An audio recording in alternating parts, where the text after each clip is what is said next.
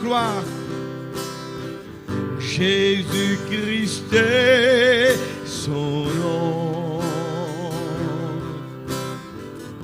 Jésus-Christ est son nom. Alléluia. C'est son nom. Il n'y a aucun autre nom. Du Christ est son nom. Le puissant, le vaillant guerrier. Puissant guerrier. Fort dans le combat. Jésus-Christ est son nom. Alléluia. Puissant guerrier. Fort dans le combat. Jésus-Christ est son nom. Amen. Vous l'aimez ce soir? Ouais, il mérite toute la gloire. On prend ce petit chant, nous invite le frère à venir. You deserve the glory. C'est vrai, il mérite toute la gloire, tout l'honneur. You deserve the glory and the honor. Lord, we lift you ensemble. Glory. As we lift your holy name, you deserve the glory and the honor. Lord, we lift our hands in worship as we lift your holy name. For you are great, you do miracles so great. There is no one else like you. There is no one else like you. For you are great. You do miracles so great. There is no one else like you. There is no one else like you. Turn your eyes upon Jesus.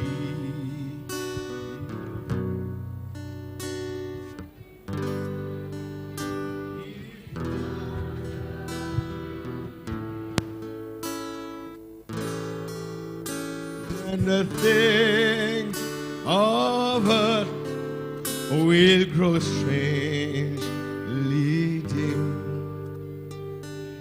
Light of His glory and grace. Vers Jésus, lève les yeux.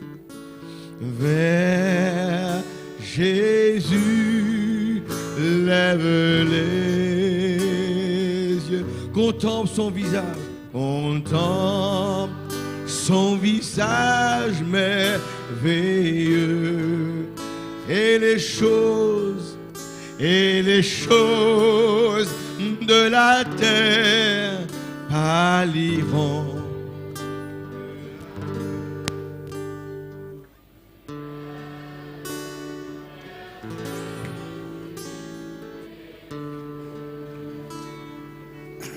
Le Seigneur bénisse richement. Je vous salue tous dans le nom précieux du Seigneur Jésus-Christ. C'est toujours un privilège pour moi de retourner à la maison. Je sais que ça fait un bon bout de temps que vous m'attendez, mais j'étais vraiment empêché, sérieusement, surtout l'année passée jusqu'à ce mois passé. Je suis tellement occupé que je me suis dit, il faut que je me fasse un peu violence, même pour une semaine que je vienne vous rendre visite. C'est comme ça que je suis ici, que Dieu vous bénisse richement. Et sans plus tarder, nous allons ouvrir nos Bibles dans Apocalypse 11. Je vous transmets les salutations des frères de Brazzaville et aussi de l'église de Dubaï.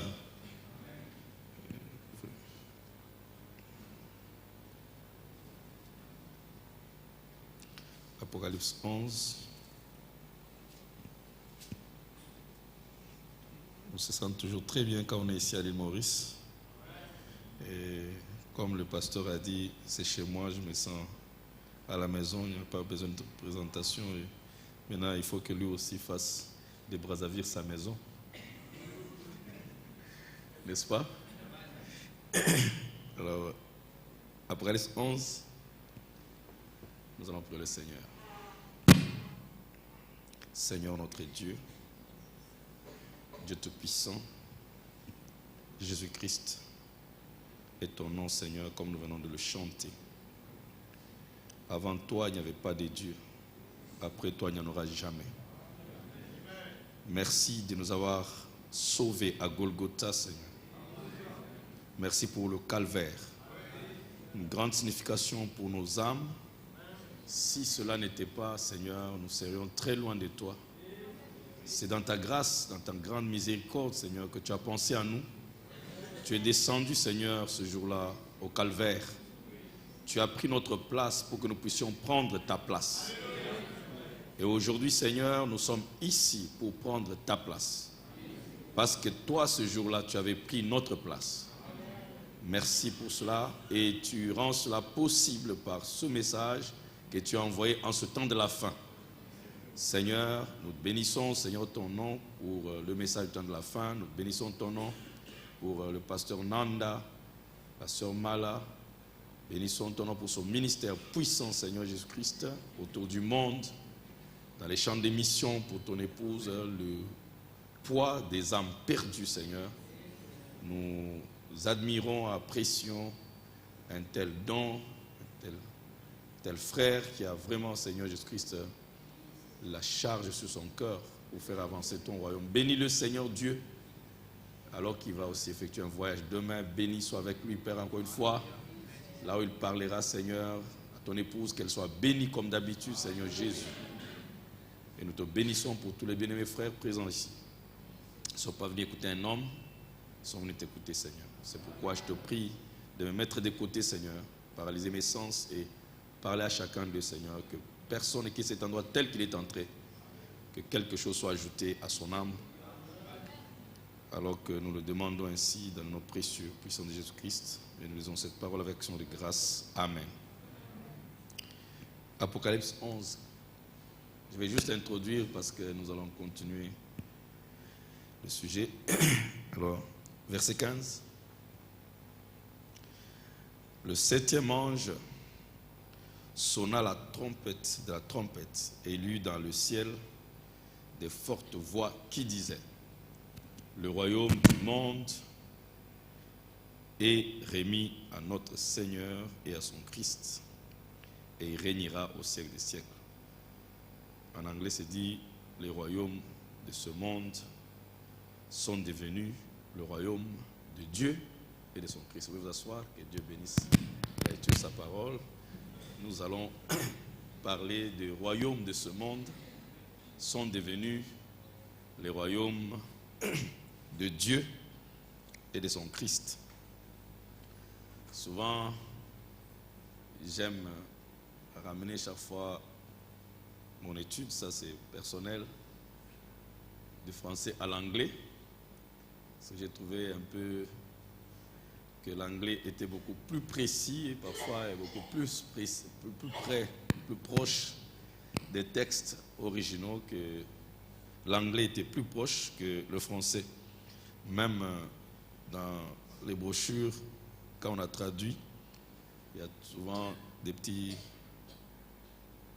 choses qui, peut-être parfois c'est insignifiant, mais l'esprit peut amener à vous faire saisir une inspiration juste sur un petit mot qu'on a enlevé ou qu'on a présenté autrement en français. Donc, ici, on dit que les royaumes du monde, de ce monde, sont devenus à la 7e trompette, vous voyez, trompette du 7e ange. On dit que les royaumes de ce monde sont devenus le royaume de Dieu. Donc la 7e trompette, quand elle sonne, elle introduit une transition. Transition, c'est une transition, un changement de pouvoir. Donc, quand on parle de royaume, on parle du pouvoir. On parle de domination. Et si les royaumes appartenaient au monde, maintenant, il y a une transition, ça passe du monde et des dirigeants de ce monde à un autre souverain, qui est Dieu et Christ. Nous savons que Dieu et Christ, c'est la même personne. Amen. Alors, et ce verset, si vous pouvez voir que ça s'accomplit parfaitement en ce temps de la fin. C'est la transition, c'est la passation de pouvoir. À un moment donné, comme j'aime un peu faire de l'humour, j'ai dit parfois aux frères, même Satan lui-même est dépassé. Il ne saisit plus rien, il a créé des choses, il n'arrive plus à les maîtriser lui-même. Il y a beaucoup de choses qu'on nous a racontées, vous pouvez voir, on a enseigné même à l'école, où on a bâti notre espoir, notre vie sur cette terre, qu'aujourd'hui, c'est complètement foutu.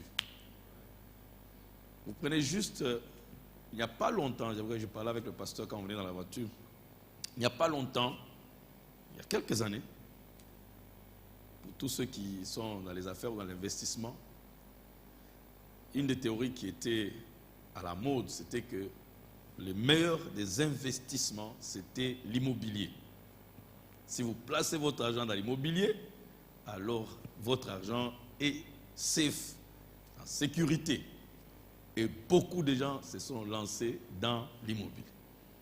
C'était la course à l'immobilier. Je me rappelle, en la foule, tout le monde faisait de l'immobilier. Les frères, tout le monde en tout cas.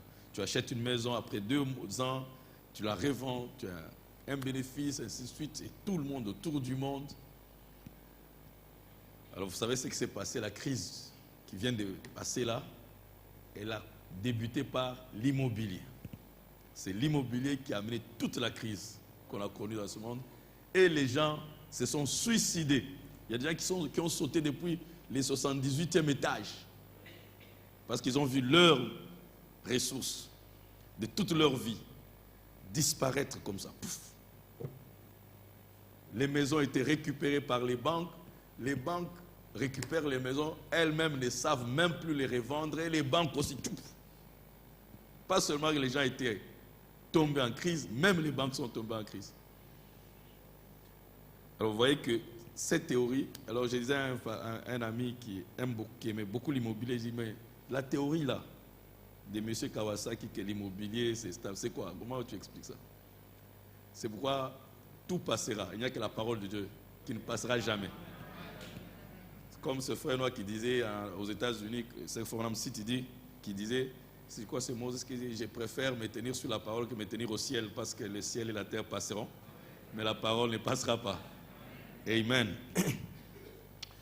La dictature a été utilisée, surtout en Afrique, pendant longtemps, et soutenue par les Blancs, ou je vais dire les Américains, les Européens, parce que pour leurs propres intérêts, ils ont placé des présidents dictateurs, vous connaissez l'histoire comme Mobutu, ainsi de suite, Idi Amin, pour ceux qui lisent l'histoire, c'était des vrais dictateurs qui ont tenu les populations sous la terreur. Mais à un moment donné, toutes les dictatures sont tombées. Aucune dictature ne tient. Les gars qu'on craignait, le peuple dont le peuple craignait, mais vous voyez un jour seulement le peuple sortir de la route, la peur est partie, on tient le gars, on le brûle, on les traîne dans la rue. Vous voyez, la dictature est tombée. Les démocraties. Il y a des gens qui disent qu'il y a des erreurs dans le message. Que Fabana a commis des erreurs, il y a des choses que le prophète a dit qui ne sont pas accomplies. Je ne crois pas dans de telles bêtises. Dieu ne ment pas, ses prophètes non plus. Et même si toi tu penses que c'est une erreur, l'erreur est dans ta tête, mais pas dans le message. Alors les gens disent que 1977 ne s'est pas accompli, mais c'est faux, ça s'est bien accompli. Oh non, c'est passé, la fin du monde n'est pas arrivée. Vous lisez très mal. On n'a pas dit que ce sera la fin du monde comme les gens le présentent. Ce sera la fin du système. Une démocratie ne peut pas vivre plus de 100 ans. Et en 1976, la démocratie américaine atteignait 100 ans. Et après ça, toute démocratie tombe complètement. Et quand vous regardez la prophétie de Nabuchodonosor, la statue et la pierre qui est venue frapper la statue, la Bible dit que la statue fut détruite et rendue en poussière, en poudre. Et la Bible ajoute, et le vent est venu pour emporter la poussière. Et le vent, c'est les guerres. Mais la pierre, elle, qui est la parole, le royaume de Dieu, a frappé le système du monde. Le système est complètement foutu. Mais c'est la 3e guerre mondiale qui emportera tout et ramènera tout à l'ordre. Donc, le système, les États-Unis ne tiennent plus. Je ne peux pas répéter, vous connaissez bien l'histoire. Il y a des choses qui se passent aux États-Unis qui ne pouvaient pas se passer hier. Parce qu'ils étaient supposés être l'exemple du monde. Ils prêtent les serments jusqu'aujourd'hui sur la Bible. Mais vous voyez ce qui se passe dans la Maison Blanche, vous vous posez la question. Tout est par terre. Même la CIA, qui était le système de sécurité le plus élevé, aujourd'hui tout le monde sait que ça ne tient pas. Est-ce que vous êtes avec moi? Tout. Il n'y a pas un système. L'économie ne tient pas. Toutes les théories que les économistes... On a demandé aux économistes pendant la crise qui est passée ici. Mais toutes les théories que vous avez données là, pourquoi ça ne tient pas? Ils n'ont pas pu donner la solution. Est-ce que vous êtes avec moi? Prouvant que cette écriture, le royaume de ce monde, c'est la fin. Quand c'est la fin, c'est la fin. Les gens vont essayer de rafistoler les choses, de racoler, de faire ceci. Ça ne tient pas. Tout est complètement foutu. Est-ce que vous êtes avec moi? Alors j'aimerais partager avec vous une petite pensée là-dessus. En voyant que tout arrive à la fin, mes chers bien-aimés. Il n'y a plus de temps ici. Nous vivons les dernières minutes. Frère Madame dit ça en anglais, je ne sais pas bien traduire ça littéralement pour que vous compreniez, mais je sais que vous parlez anglais, français ici. Il dit, we are living on borrowing time. Borrowing time. Donc le temps en fait est fini. Mais juste, on vous donne une petite... Vous voyez quand on joue au football, hein, c'est nul. Hein. Alors on donne, pardon, on joue la prolongation. Mes chers amis, quand on joue la prolongation, ils ont eu 90 minutes, hein, ils ont fait n'importe quoi. Mais quand on leur donne la prolongation, ça ne joue. Chaque minute compte. Chaque seconde. Est-ce que vous êtes avec moi? Et Branham dit que nous vivons dans les borrowing time, nous l'église. C'est-à-dire que maintenant, là, chaque minute compte, doit compter pour chacun de nous.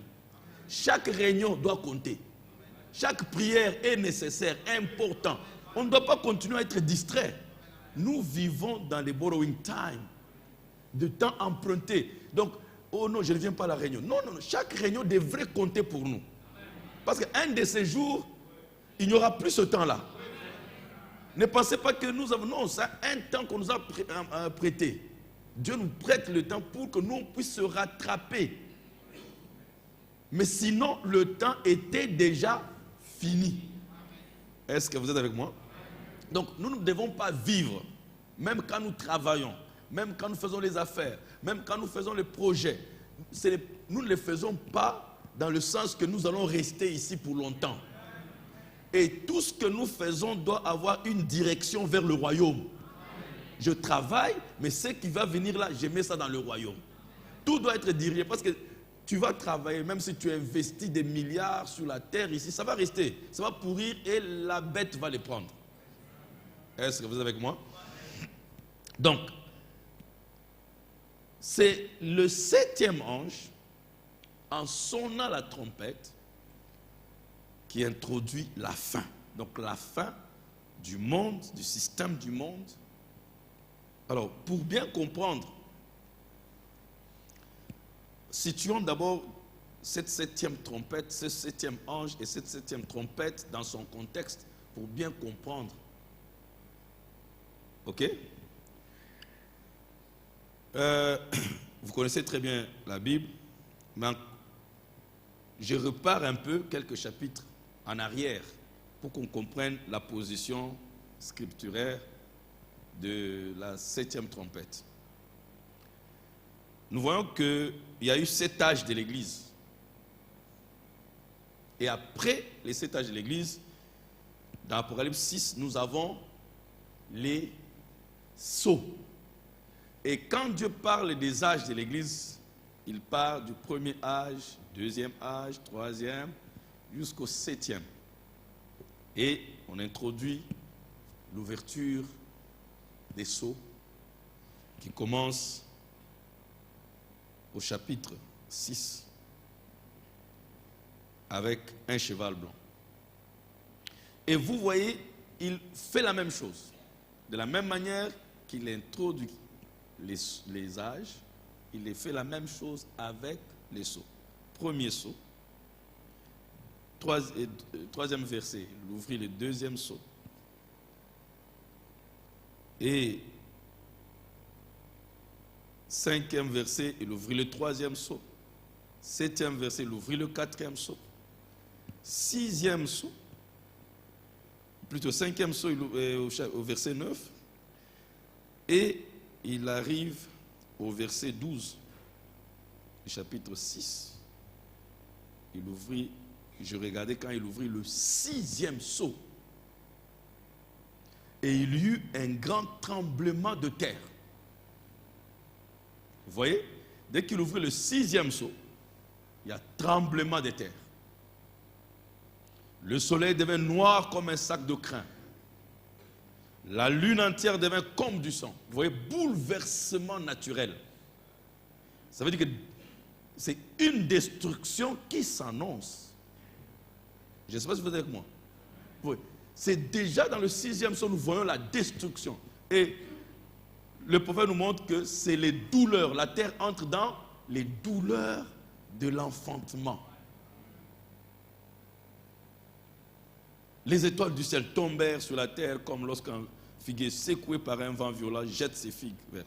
Le ciel se retira comme un livre qu'on roule, et toutes les montagnes et les îles furent remuées de leur place. Les rois de la terre, les grands, les chefs militaires, les riches, les puissants, tous les esclaves et les hommes libres se cachèrent dans les cavernes et dans les rochers des montagnes. Et il disait aux montagnes et aux rochers, tombez sur nous, cachez-nous devant la face de celui qui est assis sur le trône et devant la colère de l'agneau, car le grand jour de sa colère est venu, et qui peut subsister? Donc, le 6e sceau introduit la destruction de la terre pour un renouvellement. C'est la terre qui est dans ses douleurs de l'enfantement et qui finira par une éruption volcanique qui purifiera toute la terre. Vous êtes avec moi?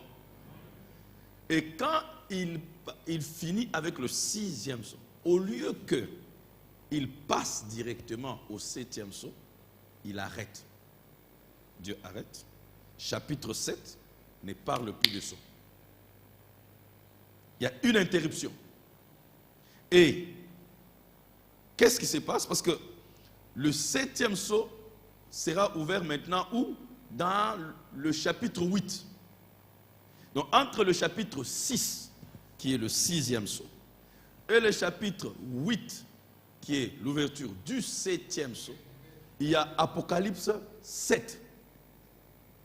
Pourquoi cette interruption? Pourquoi Dieu arrête? Parce qu'avec les sceaux et les âges, il est parti d'un trait. Mais arrivé avec les sceaux, au 6e sceau, qui est déjà la destruction de la terre, Dieu arrête.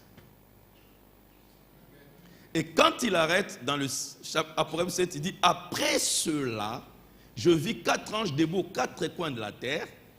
Ils retenaient les 4 vents de la terre, afin qu'il ne soufflât point de vent sur la terre, ni sur la mer, ni sur aucun arbre. Et le prophète dit que ces 4 anges qui étaient au coin de la terre, retenant le vent, ça veut dire les guerres. C'était la guerre. Ils retenaient les guerres. Alors quand on dit 4 coins, parce que c'est les 4, quand on parle dans le langage de la Bible ou figuré, quand on parle des 4 coins, ça veut dire les 4 coins cardinaux. Est, ouest, nord, sud.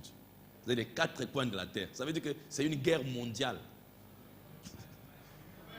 Est-ce que vous êtes avec moi? C'est une guerre mondiale. Alors, un ange, il dit, j'ai vu un autre ange qui montait du côté du soleil levant et tenait le sceau du Dieu vivant.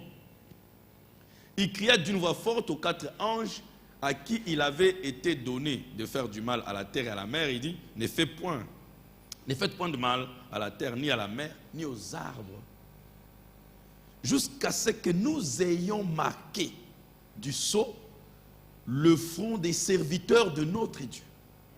Et j'entendis le nombre de ceux qui avaient été marqués du sceau, 144 000 de toutes les tribus d'Israël, des fils d'Israël. Et il a cité, et au verset 9, après cela, je regardais et voici, il y avait une grande foule que personne ne pouvait compter. Il y a les 144 000 dans le chapitre 7, jusqu'au verset 8. Verset 9 jusqu'à la fin, là il parle, on a des grandes foules. Ça veut dire que c'est en dehors d'Israël. En dehors des 144 000, il y a une grande foule. Donc les hommes des nations. Et Frère Branham dit, ceci s'est passé lors de la première guerre mondiale. La guerre s'est arrêtée le 11 à 11 heures. 11 minutes, 11 secondes, 11 tierces. Et personne ne sait qui avait arrêté, s'est fait arrêter la guerre. C'est resté un mystère jusqu'à aujourd'hui. Pourquoi? C'est parce que ça devait accomplir la parabole de Jésus qui a dit un maître de la moisson est sorti pour engager les moissonneurs. Il a engagé la première partie qui est venue à 3e heure, les autres à la 6e heure, ainsi. Et il est revenu à la fin, à la 11e heure, il a trouvé le dernier groupe. 11e heure, ça veut dire 18 heures du soir.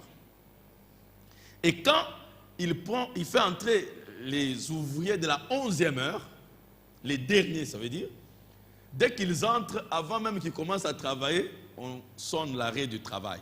Donc ces gars-là n'ont même pas travaillé. Ils ont seulement accepté de venir dans les moissons. Ils arrivent et le travail s'arrête. Et le prophète dit que c'est nous. Nous sommes à la fin. Et nous n'avons même pas eu à travailler comme les Paul, comme les Irénée, tout cela, les Luther. Ils ont travaillé durement, ils ont payé de leur vie. Certains ont été bouffés par les animaux. Mais nous, on arrive vers la fin. C'est une grâce, n'est-ce pas? Et quand les ouvriers de la 11e heure sont entrés, le travail fut arrêté. Et le maître appelle et dit, allez, tout le monde vient, on va payer. Et il appelle un serviteur pour payer. Un intendant. Ce n'est pas lui qui a payé. Il a appelé un intendant. Il a remis la récompense à l'intendant. C'était son argent qui était chez lui. Il a pris, il a remis ça à l'intendant pour que l'intendant paye.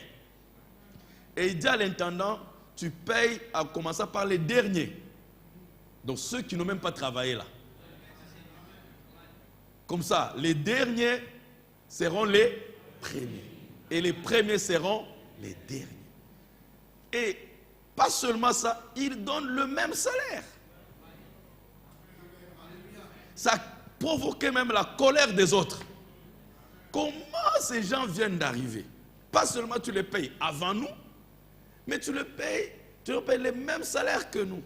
Un denier. Pourquoi ça? Le prophète dit, c'est parce qu'il n'y a pas deux sortes de vie éternelle.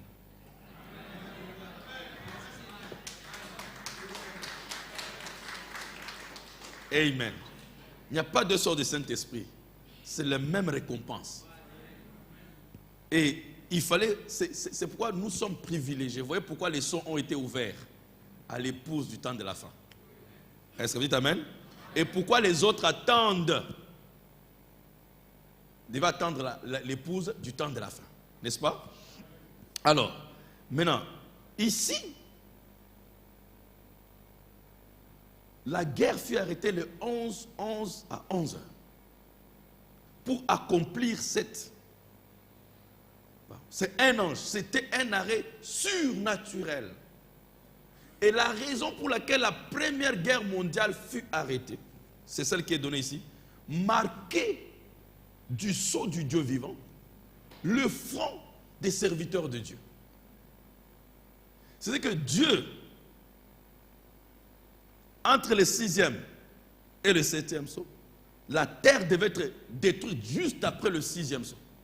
Parce que vous voyez comment les choses sont parties. Mais il arrête, il dit non, ne faites pas d'abord du mal. J'ai des enfants sur la terre, et en Israël, et parmi les nations. Rassurez-vous qu'ils ont tous le sceau, et le sceau du Dieu vivant, c'est le Saint-Esprit. Donc, Dieu a arrêté la première guerre mondiale, juste pour une raison, pour que nous recevions, nous, le Saint-Esprit. Donc la raison pour laquelle la terre subsiste, c'est pour que les gens reçoivent le Saint-Esprit. S'il y a un sujet qui devait occuper nos 90% de nos prédications, ça devait être le Saint-Esprit. Parce que la raison de l'existence de la terre, c'est juste, mes frères, le Saint-Esprit. Le Saint-Esprit est très capital. On ne finira jamais de montrer et de démontrer l'importance du Saint-Esprit. Est-ce que vous dites Amen? Et j'étais très content quand on parlait avec le pasteur Nanda, comment il a insisté là-dessus, sur l'importance du Saint-Esprit, montrant comment Jésus même devait avoir le Saint-Esprit, alors qu'il n'a jamais péché, il est né virginalement avec toute la sainteté. Mais il devait avoir le Saint-Esprit. Le Saint-Esprit est très important, très capital. Vous dites Amen? Est-ce que vous êtes avec moi? Donc nous voyons que Dieu introduit une interruption, interrompt la destruction de la terre pour le Saint-Esprit. Ne négligez jamais le Saint-Esprit. Ne vous laissez jamais être satisfait par le fait que vous appartenez à Peniel Tabernacle. Si vous n'êtes pas sûr que vous avez reçu le Saint-Esprit,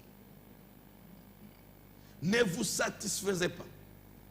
Et ce qui fait parfois mal, c'est voir, nous les parents, nous soucions de nos enfants pour une vie morale, une vie extérieure, mais on ne se soucie pas de leur âme. Aussi longtemps que les enfants sont gentils, viennent à l'église, ils ne font pas du mal, nous sommes contents, on est satisfaits.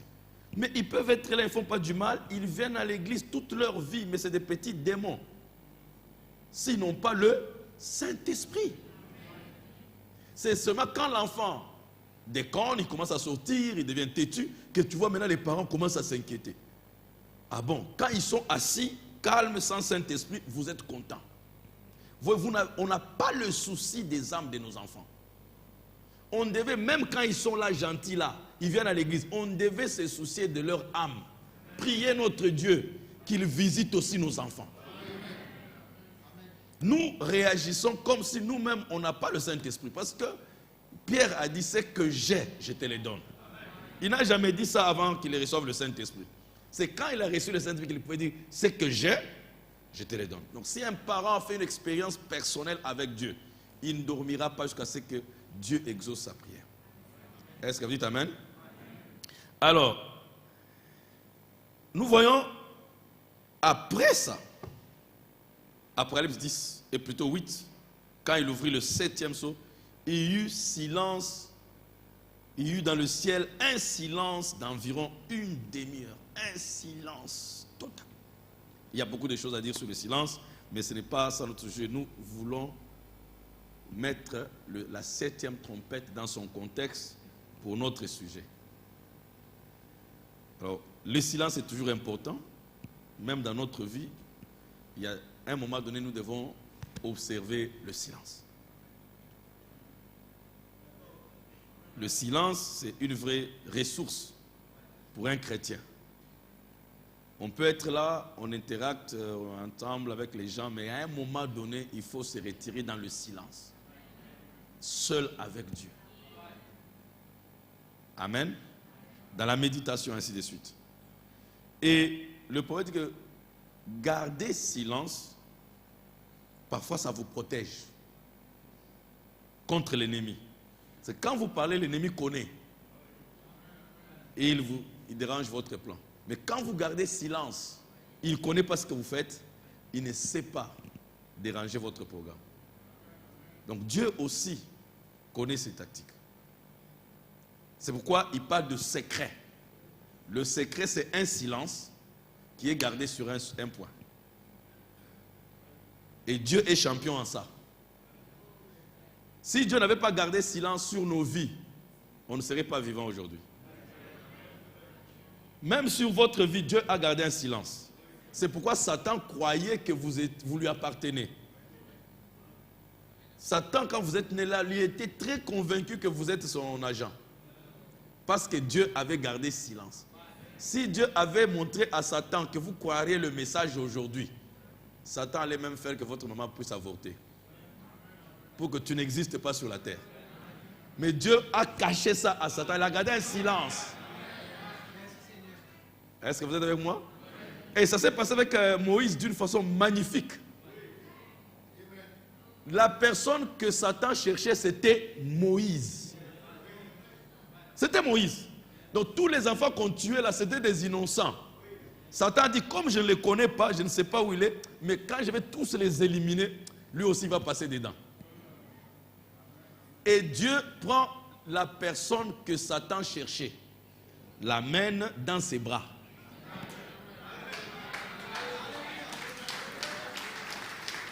Il dit, tu me l'élèves, tu l'élèves très bien. Et il a bien pris soin de lui. Il a élevé son ennemi. Voilà la puissance du silence.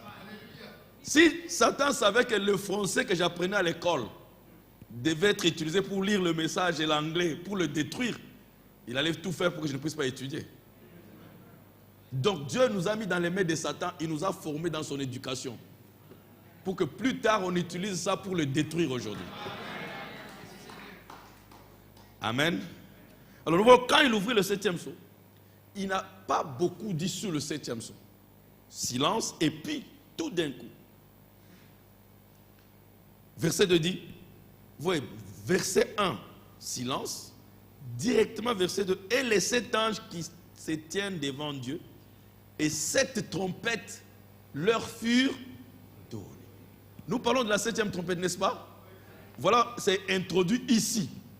Après le 6e sceau, il y a eu interruption. Et quand Dieu a emmené, Frère Branham dit, quand la guerre s'est arrêtée, Dieu l'envoya prêcher le baptême du Saint-Esprit. Et maintenant, après, on voit 7 anges. Et les sceaux parlent de guerre spirituelle. Et les trompettes parlent de guerre politique. Naturelle. Les trompettes. Est-ce que vous êtes avec moi? Donc, quand on parle de 7 trompettes, c'est des guerres naturelles, politiques. Ils furent donnés aux 7 anges. Regardez un peu, Dieu est vraiment parfait. Au verset 7, on dit, quand le premier sonna de la trompette, il y eut de la grêle et du feu mêlé du sang qui furent jetés sur la terre. Et le tiers de la terre fut brûlé, et les tiers des arbres furent brûlés, et toute herbe verte fut brûlée. On ne cite pas un homme ici. Là-bas, il dit, ne faites point du mal, et à la terre, et aux hommes. Jusqu'à ce que Dieu ait marqué. Maintenant, quand les trompettes maintenant commencent, c'est la destruction maintenant qui commence. Celle que Dieu a arrêtée là. Allez. Et la première trompette, elle tombe sur quoi? Sur la terre. Pas sur les hommes, mais sur la terre. C'est ce que vous appelez la pollution de la terre.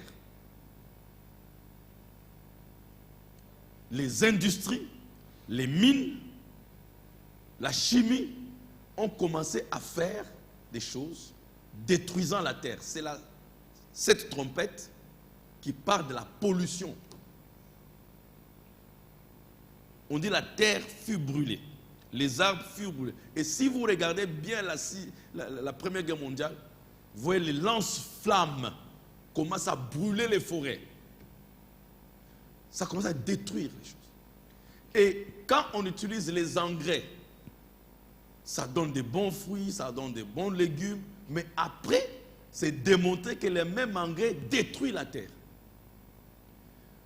En Afrique, on montre que le désert Sahara est en train d'agrandir. Une bonne partie des Sahara était des forêts.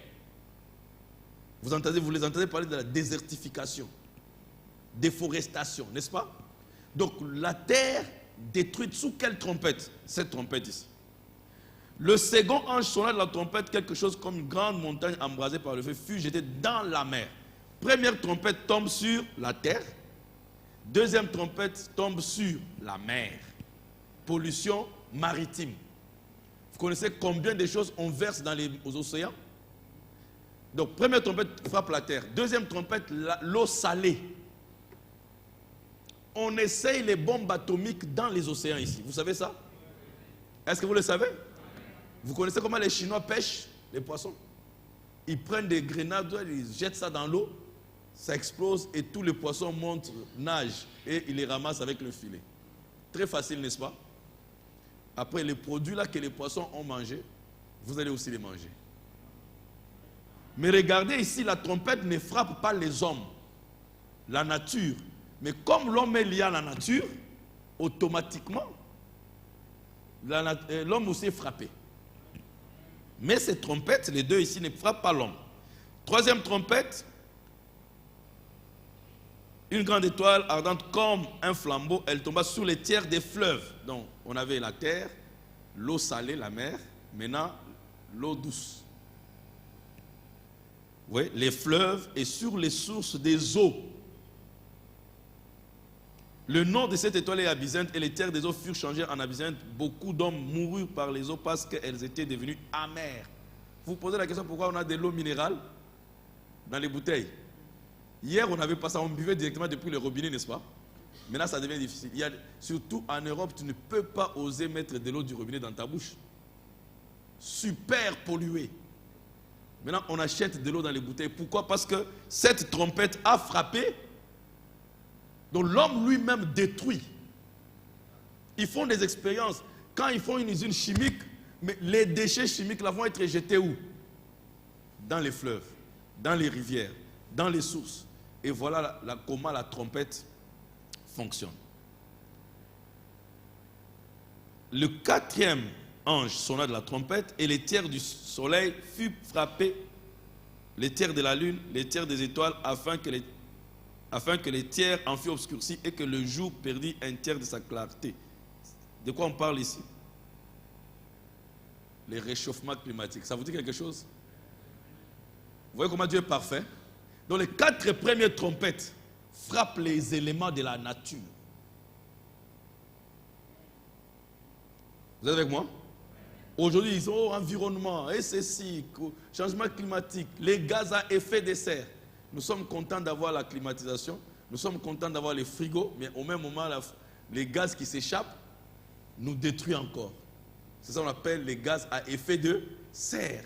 Et ça met le réchauffement climatique.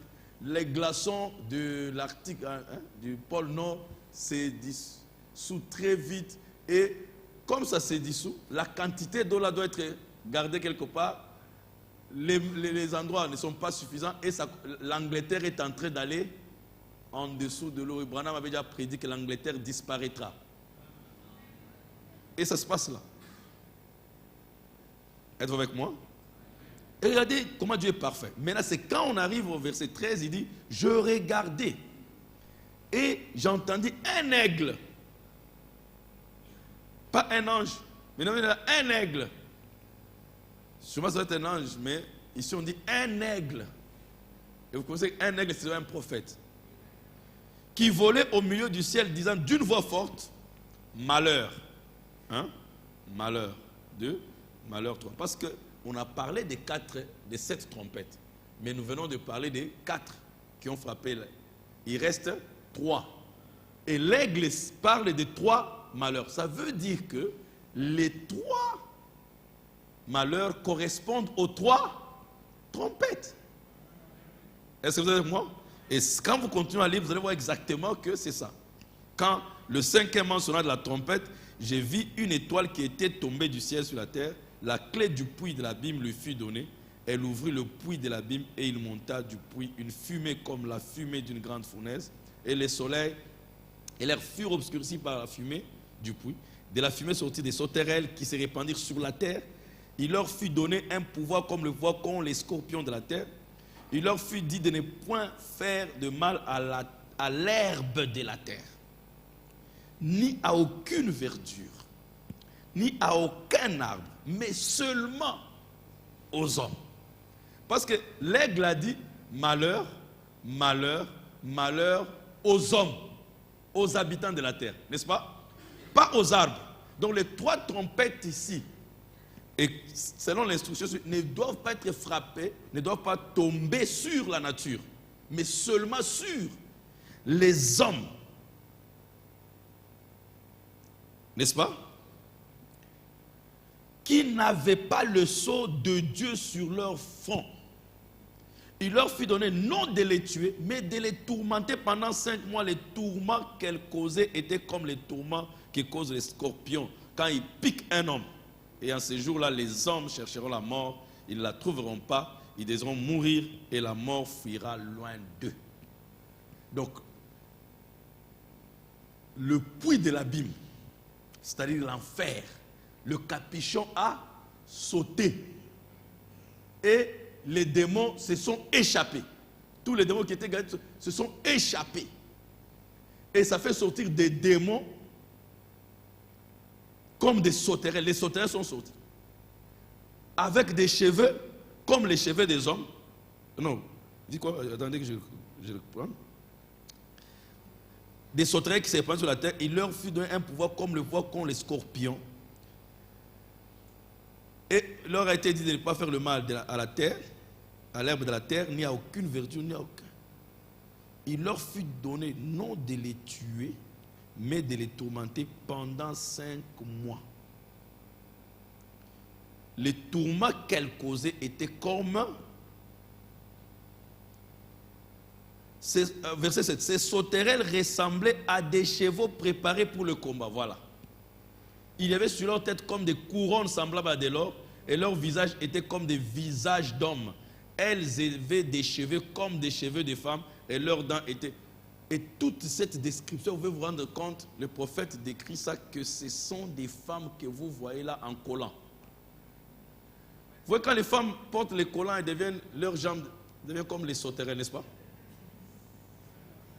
Vous ne voyez pas ça? C'est ça l'application. Et ces sauterelles-là tourmentent qui? Les hommes qui n'ont pas le sceau de Dieu. Vous voyez quelqu'un au volant, un papa marié, tout ça, avec une belle femme à la maison, mais les gens, il veut faire même par l'accident, tourmenté par ces sauterelles. Êtes-vous avec moi? Tu n'as pas le sceau de Dieu, tu seras tourmenté par ces prostituées-là qui passent là. Hier, pour trouver une femme belle, c'était un problème, mais aujourd'hui, toutes les femmes sont belles. Elles peuvent se faire belles à la minute. Et elles peuvent même changer de visage comme elles veulent. Et aujourd'hui, ils sont arrivés avec l'électronique et tout ça, de te donner le visage de la plus belle femme qui existe. On fait le maquillage de ses cheveux et tout ça. Maquillage, ainsi de suite. Mais c'était ça. Les femmes coupent leurs cheveux. Je ne sais pas si ici ça existe ou pas, mais en tout cas en Afrique, les femmes mettent les produits pour couper leurs cheveux. Les cheveux, elles font la... Oh non, c'est pour rendre les cheveux lisses. Après, les cheveux se coupent. Comme les cheveux se coupent, maintenant, elles achètent des cheveux qui viennent de l'Inde. Elles mettent maintenant... Et vous allez voir que c'est exactement la description Ici. Je ne sais pas pourquoi vous êtes avec moi. Et aujourd'hui, ça devient même un problème de faire la différence entre un homme et une femme parfois. Ils avaient des visages des hommes, défigurés tellement par le péché qu'elles ressemblent à un homme. Vous trouvez aussi des femmes, des hommes qui deviennent comme des femmes. Alors on ne comprend plus rien. Est-ce que vous êtes avec moi? Et ils avaient leur pouvoir ils avaient des aiguillons. Et leur pouvoir était dans leur queue. Et quand ils frappent les hommes, les tourments qu'ils leur donnent, c'est terrible. Les gens chercheront la mort. Les gens pourriront dans leur corps. C'est quoi? C'est le sida.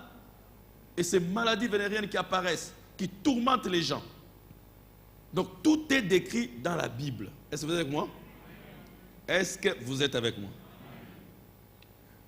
Et la Bible dit, le premier malheur est passé, voici, il vient encore 2 malheurs après cela.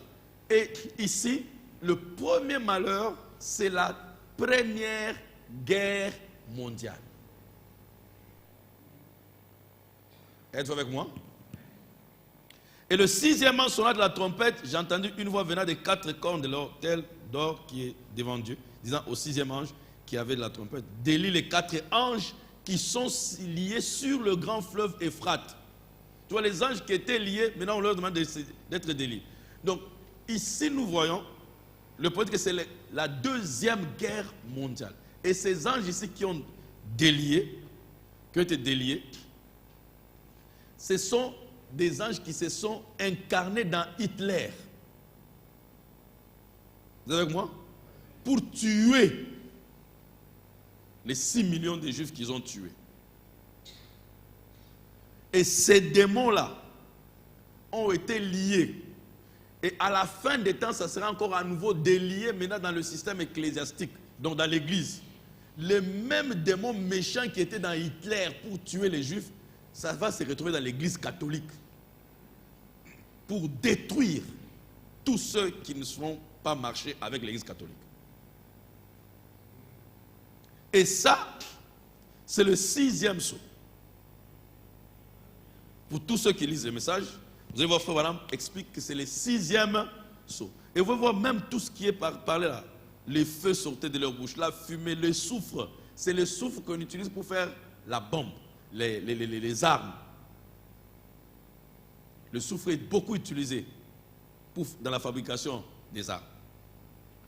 Et c'était la 2e guerre mondiale, qui est la 6e trompette. Et encore une fois, comme avec le 6e sceau, au lieu qu'on passe directement à la 7e trompette, il y a interruption. Même formule. Dieu arrête encore. Apocalypse 10 ne parle plus de la 7e. Et c'est là où nous avons lu avec vous la 7e trompette dans Apocalypse 11. Dites Amen. C'est dans Apocalypse 11. Donc, entre Apocalypse 9 et Apocalypse 11, il y a Apocalypse 10. Comme là-bas, il y avait Apocalypse 7, mais ici, maintenant, il y a Apocalypse 10. Donc, une interruption encore à nouveau. Parce que la 2e guerre mondiale, on a combattu avec les armes de la 2e guerre mondiale jusqu'à ce que l'arme de la 3e guerre mondiale fut utilisée. Savez-vous que la bombe atomique n'est pas l'arme de la 2e guerre mondiale? C'est l'arme de la 3e guerre mondiale, mais elle fut utilisée. Ça veut dire que juste après la 2e guerre mondiale, la 3e guerre mondiale devait commencer. La 3e guerre mondiale devait commencer, mais Dieu a interrompu. Encore une fois. Dites Amen. Et la guerre s'est arrêtée. Pour une raison. Apocalypse 10 doit s'accomplir. Donc Dieu dit, ne détruisez pas encore la nouveau la terre parce que j'ai encore mon époux sur la terre. J'ai mes enfants sur la terre. attendez que je les mette en sécurité. C'est après que je les ai mis en sécurité que maintenant, la 7e trompette peut maintenant entrer en action. Mes bien-aimés frères, si la 3e guerre mondiale n'a pas eu lieu, c'est à cause de vous. Vous deviez remercier Dieu tous les jours. Tous ces jours ici, remerciez Dieu. C'est qu'il vous aime. Il ne veut que personne ne périsse. Il veut que chacun de vous soit sauvé. Que chacun ait la vie éternelle. C'est pourquoi nous sommes encore sur la terre aujourd'hui. Apocalypse 10, qu'est-ce qu'on voit? Dieu, Christ lui-même, descend. Jésus-Christ. Est-ce que vous dites Amen? Pourquoi Jésus-Christ devait descendre lui-même? Ça devait être spécial. Dites Amen. Là-bas, c'était le sceau de Dieu, qui est toujours Christ.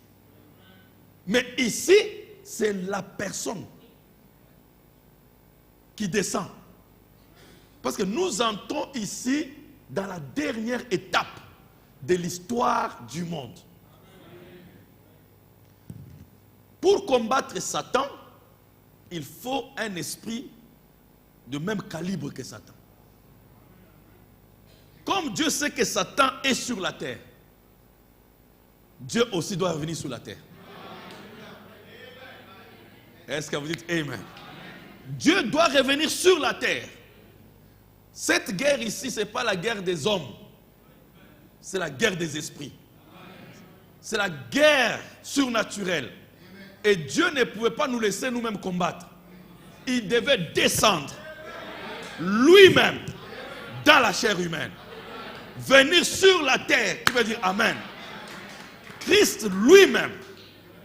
Est-ce que vous le croyez? Est-ce que vous le croyez? Christ lui-même, il a vidé. Donc, il a vidé le ciel. Il a quitté le ciel. Il a déménagé du ciel. Parce que le centre d'intérêt s'est déplacé. Il est maintenant sur la terre. Vous êtes si important que Dieu n'a pas simplement arrêté la guerre, il est descendu vers vous, lui-même. Il a dit, cette fois-ci, Gabriel restait derrière, vous les anges, laissez-moi, je descends moi-même. Est-ce que vous dites Amen? Moi-même, je descends.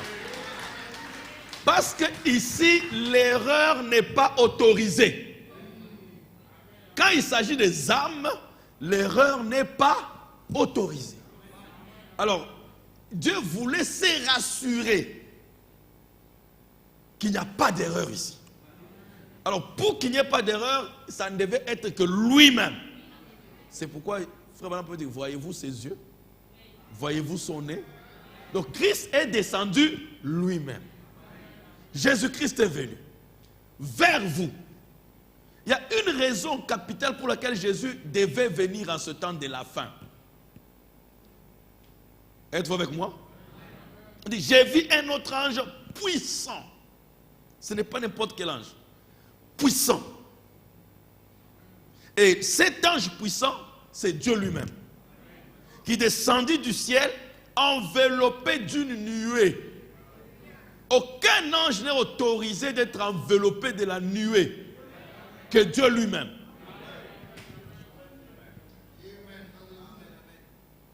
Vous n'apprendrez pas qu'un ange apparaît quelque part et une nuée l'entoure. Si vous voyez la nuée quelque part, c'est Dieu lui-même. Le juge suprême. Est-ce que vous le croyez? Les gens essaient de raconter des histoires que nos frères Branham n'étaient pas dans les noirs. Ça, c'est le diable. Il veut distraire les gens.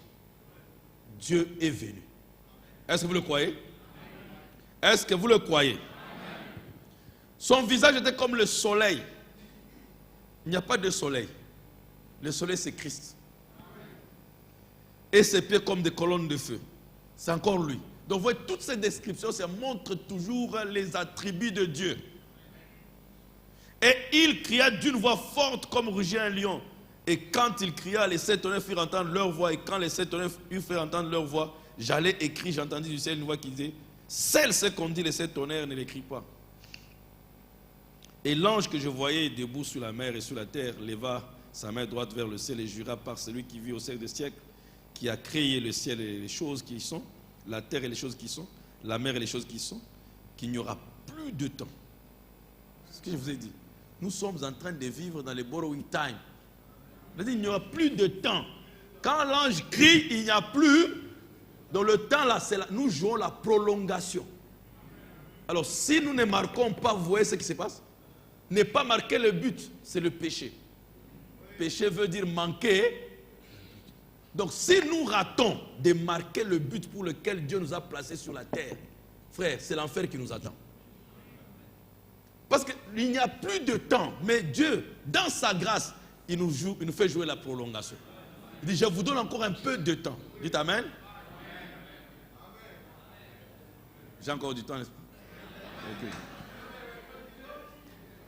Vous appréciez le Seigneur? Bien-aimés frères,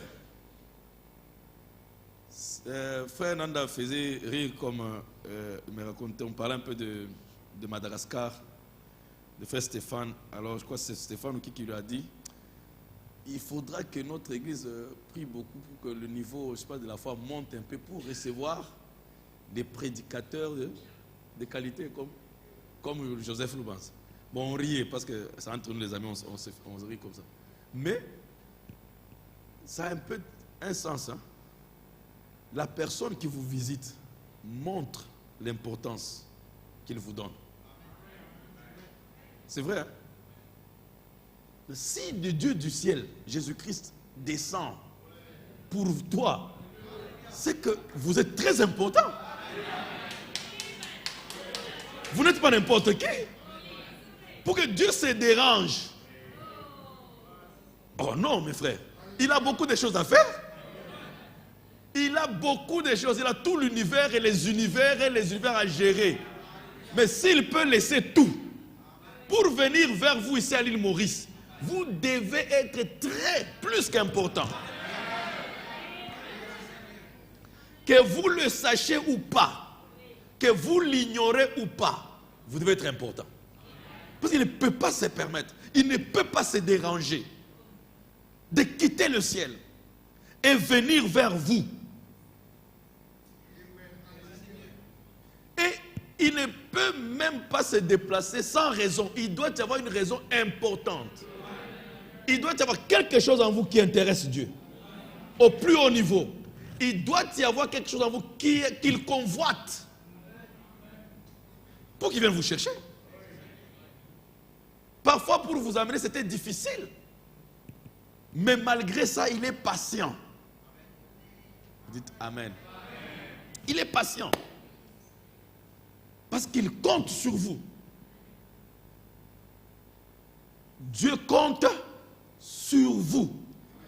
Pour terminer l'histoire du monde, Dieu a besoin d'une épouse sur la terre, une église par laquelle il va fonctionner, il va travailler, il va accomplir des choses. Et quand il a regardé dans son économie, il y avait plusieurs vierges en Israël, plusieurs vierges, qui priaient, qui attendaient aussi de mettre au monde un Messie. Mais une seule a eu le privilège, c'est Marie. L'ange Gabriel est allé vers Marie, parce qu'elle était choisie, élue. Et si vous aussi, vous êtes choisi par Dieu, vous devez avoir le même gabarit que Marie. Pour que Dieu vous envoie son 7e ange aujourd'hui. Malachie 4, avec ce message, et qui vous a dit, tu es béni. Pas d'entre toutes les femmes, mais d'entre toutes les églises. Vous êtes bénis d'entre toutes les églises. Bénis. Dieu a regardé l'église catholique, il dit non, pas ça. Les mahométans, non, pas eux. Les pentecôtistes, pas eux. Et les témoins de Jéhovah, pas eux. Il dit, moi je veux cela. Mais ils ne sont pas nombreux. Je veux eux. Ils ne sont même pas connus, ça ne fait rien. Justement, je veux eux. J'ai besoin d'eux. Il n'y a que eux, en eux que j'ai vu le caractère qui peut reproduire ma parole. J'ai essayé avec l'église catholique. Voilà là où ils sont maintenant. Le pape lui-même dit que non, l'homosexualité c'est des dieux. Il nie même la Bible qui fait de lui pape. Mais alors il faut changer de métier. N'est-ce pas? Donc aujourd'hui, Dieu dit non, ces gens-là, j'ai essayé de compter sur eux, mais regarde comment ils ont perverti ma parole. Je leur ai laissé le vrai baptême dans le nom de Jésus-Christ. Maintenant, c'est Père, Fils, Saint-Esprit. Et tout ça, célibat des prêtres. Ils prient maintenant des morts, je vous salue Marie, et tout ça. Dis non, je ne peux pas compter sur cela. Ils n'ont pas le caractère de garder ma parole. Je me suis basé sur les protestants là. Ils étaient bien au départ, mais regarde là aujourd'hui ils sont. Le pasteur doit quitter la chaîne chaque fois pour aller fumer. Ils n'ont pas le caractère de garder ma parole. Que dire des pentecôtistes? Oh là là, c'est surtout eux. Ils sont devenus même très dangereux maintenant. Ils font pire que tous les autres. Et ils ont tourné la parole de Dieu en commerce. C'est du business. Et chez les pentecôtistes, pour être spirituel, il faut avoir beaucoup d'argent. Avoir une église de 10 000 personnes, 15 000 personnes. Ici, on ne voit rien. Il faut aller aux États-Unis, vous allez voir, c'est où en Afrique. Non, ils n'ont pas le caractère. J'ai besoin d'une épouse. Des gens qui, malgré les souffrances, malgré les manquements, ils peuvent tenir à ma parole. Qu'il mange, qu'il ne mange pas, il sera à l'église. Il priera. J'ai besoin de ce caractère-là. J'ai besoin d'un caractère qui se plaît de rester dans ma présence. Pas des gens qui ne tiennent pas 2 minutes dans ma présence, mais peut tenir 10 minutes, 20 minutes, 1 heure devant la télévision. J'ai besoin de gens qui peuvent, comme David dit, je trouve du plaisir dans la loi de l'Éternel. J'ai besoin, et j'ai vu ce caractère-là dans ces gens. C'est pourquoi je suis descendu. Qui veut dire Amen. Dieu ne peut pas descendre sans raison. Oh. Imaginez-vous, les apôtres avaient tracé son itinéraire. On part par ici, et puis on va ici, et puis on se retrouve là-bas. Mais il y avait quelqu'un de caractère qui était là sur une pierre, un aveugle encore en plus. Pas seulement un aveugle, pauvre, misérable, mendiant. Mais ce n'est pas l'extérieur ou ce qu'il était qui comptait, mais c'était la nature de son cœur même. Le caractère qui était en lui. Il avait ce caractère où, malgré ses souffrances, malgré qu'il était demandé, pendant qu'il mendiait, cherchant quoi nourrir sa famille, mais dans son cœur, un cœur penchant vers l'Éternel, il était en train de méditer sur la parole de Dieu. Il était en train de penser sur la parole de Dieu. Dieu a aimé tellement ce caractère que là où Jésus était, le Seigneur est descendu, l'a aimanté, a fait changer l'itinéraire. Les apôtres disent non, on doit aller ici. Je sens qu'il y a une attraction ici. Il y a une attraction ici. Parce qu'il y avait une qualité de caractère capable d'attirer Dieu. Si Dieu descend du ciel vers vous, il doit y avoir quelque chose qui l'attire. Si vous êtes ces gens qui restent là, pensant en Dieu, méditant sur sa parole, qui aiment la communion avec Dieu. Mes frères, Dieu ne passera pas loin de vous. Est-ce que vous le croyez? De tout votre cœur? Il y a beaucoup de choses à dire là-dessus. Mais ce n'est pas notre sujet. Mais au moins, nous comprenons qu'il est descendu. Est-ce que vous le croyez? De tout votre cœur. Et l'ange puissant, quand il descend, il ne descend pas les mains vides. Il descend avec quelque chose dans sa main. Un petit livre ouvert. Amen. Un petit livre ouvert. Oh, c'est très capital. Saisissez ça très bien. N'oubliez pas ça. Ça va vous revenir. Avec un petit livre ouvert. Mais quand on regarde bien, dans Apocalypse 5, ce petit livre était fermé. Et Jean pleura parce qu'il n'y avait personne pour ouvrir ce livre. Et s'il n'y avait personne pour ouvrir le livre, le monde entier serait perdu. Je me suis toujours demandé pourquoi le monde serait perdu alors que Jésus était déjà mort pour le monde. Ça veut dire que la croix n'est pas suffisante. Jean pleure après la croix. Vous dites amen? Croyez-vous ça? Que c'est après la croix que Jean pleure. Et pourtant Jésus est mort pour le monde entier. Le sang a payé le prix. Pourquoi Jean doit pleurer? C'est que la croix seule n'est pas suffisante. La croix est complétée par l'ouverture des sceaux. Qui peut dire Amen? Qui peut dire Amen? Tu peux payer le prix au magasin de quelque chose. Mais si tu laisses la chose là-bas, le paiement ne sert à rien. Jusqu'à ce que tu viennes retirer la chose. Qui peut dire Amen? C'est ça. Golgotha, c'était le paiement de prix. Mais les sceaux, la réclamation. Parce que l'agneau a payé le prix, le lion réclame. Est-ce que vous dites Amen? L'agneau perd les droits, mais le lion réclame ses droits. Oh, j'aime ça. J'aime ça.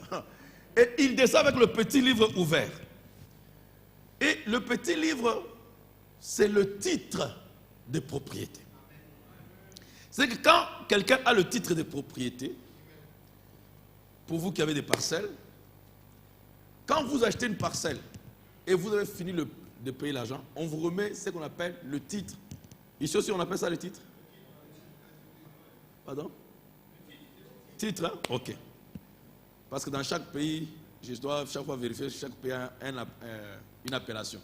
En RDC, ils appellent ça, si c'est registre. Alors, il faut dire ça dans les termes des pays pour que les gens comprennent de quoi je parle. Ah, ils appellent aussi ça contrat. Donc, vous êtes comme les gens de la RDC. Alors, ici, on appelle ça le contrat. Mais quand on appelle le contrat d'acquisition, c'est ça? Voilà, contrat d'acquisition. Aux États-Unis, en Afrique, on appelle ça title deed, le titre de propriété. Alors, quand vous avez le titre, ça veut dire que le terrain vous appartient. Il vous appartient dans le sens que vous pouvez jouir de tous les droits que vous voulez sur ce terrain. Il vous appartient. Tu peux construire aujourd'hui, casser la maison, construire encore, changer de forme, et tout ça t'appartient. Maintenant, quand un jour tu n'as pas d'argent, tu vas à la banque pour demander l'argent, on dit, bon, qu'est-ce que tu vas nous donner comme collatéral, comme garantie? Tu dis, non, j'ai une parcelle. Dis, ok, amène le contrat. Donc tu échanges, tu hypothèques. Alors, tu donnes le contrat, on te donne l'argent, tu restes sur la parcelle qui est ta parcelle, mais dont tu n'as plus le droit de jouir. Donc tu te retrouves sur le terrain comme un locataire. Parce que tu as cédé ton pouvoir, ton titre, ton contrat est donné. C'est ce qui s'est passé avec l'homme. Quand Dieu a créé Adam et Ève, il lui a donné le titre, le contrat d'acquisition. C'est ça qui donnait le pouvoir à Adam de parler au lion, le lion l'écoutait. De parler au vent, le vent lui obéissait. Il parlait aux eaux, les eaux lui obéissaient. Tout obéissait à Adam parce qu'il avait le titre, le contrat d'acquisition. Et tout le monde, les sujets dans ce royaume-là, reconnaissaient le contrat d'acquisition. Et quand l'homme va pécher, il va abandonner le contrat. Mais le contrat ne peut pas aller dans les mains de Satan. À cause du péché, Satan ne peut pas tenir le contrat d'acquisition. C'est comme ça que le contrat est réparti au propriétaire original qui est Dieu. Donc l'homme reste avec la terre sans contrat. Satan aussi maintenant reste avec l'homme sur la terre, mais Satan aussi sans contrat.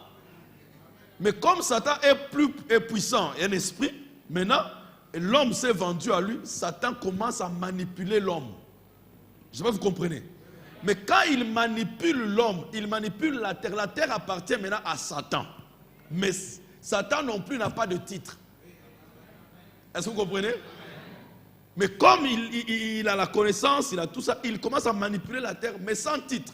On appelle ça un occupant anarchique. Même ici, il n'y a pas des occupants anarchiques. Donc quelqu'un qui se permet d'aller sur un terrain s'installer sans qu'on lui ait donné un contrat. Est-ce que vous suivez ça? Donc il est sur un terrain, on appelle ça occupation anarchique. Chez nous, il y en a plein. Alors, et à un moment donné, l'État peut venir, il commence à chasser tout le monde. Hein? Ah voilà, les squatters, c'est ça, vous connaissez. Et c'est ça qui s'est passé. Vous voyez, tous les démons des mensonges squattèrent sur vous. Les démons de diabète squattèrent. Cancer squattèrent. Vous comprenez? Donc, il y a eu des squatters qui sont venus en vous, mais qui n'ont pas de titre. Parce que le titre est dans les mains du propriétaire. Qui va dire, Amen. Ne croyez pas que la maladie vous appartient. C'est un squatter. Dites à Satan, tu es un squatter. Est-ce que vous dites Amen? Peu importe l'épilepsie, le cancer, n'importe quelle maladie, n'imite, ce sont des squatters. Ils n'ont jamais eu de permission légale de vous occuper. Amen. Ils n'ont jamais eu d'autorisation légale. Ils n'ont aucun pouvoir. Demandez à Satan, il n'a aucun pouvoir. C'est pourquoi vous voyez, chaque fois que Jésus parlait, il fouillait, il tremblait, parce qu'il savait que ce sont des illégaux, des squatters. Alléluia. Et c'est pourquoi vous êtes restés, les démons des mensonges, d'adultère, tous les démons là, des haines, des jalousies, des colères, des nervosités, squatters. Et ils sont restés sur le terrain des propriétés de Dieu pendant longtemps. C'est pourquoi en ce temps de la fin, l'ange puissant, Christ, Jésus descend. Jésus descend avec le titre de propriété. Qui veut dire Amen. Quand quelqu'un descend avec le contrat, il vient réclamer ses propriétés. Et les squatters doivent déménager. Tout squatter doit déménager. Satan, alléluia. Les royaumes de ce monde sont devenus le royaume de Dieu et de son Christ.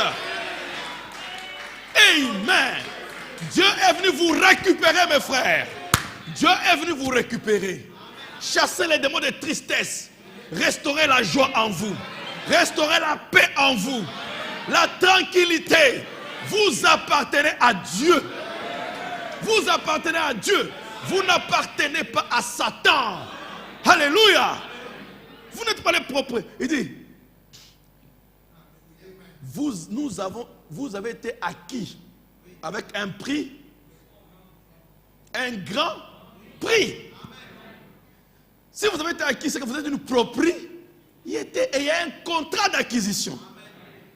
Jésus-Christ est descendu aujourd'hui avec le titre. Pourquoi c'est ouvert? Parce qu'on doit faire la lecture. On doit lire. Telle propriété appartient à telle personne. Telle propriété appartient à telle personne. Le nom, alléluia, tout est dedans. C'est pourquoi Jean a pleuré pendant un temps. Mais quand il a vu le livre ouvert, il dit quand on a amené le livre tout près des gens, il a vu son nom. Oh, alléluia. Il dit alors le ciel m'a entendu dire alléluia, gloire à Dieu. Pourquoi il dit il a vu son nom? Il dit oh là là, je suis aussi la propriété de Jésus. Vous le croyez? Le petit livre ouvert, est-ce que c'est les sceaux?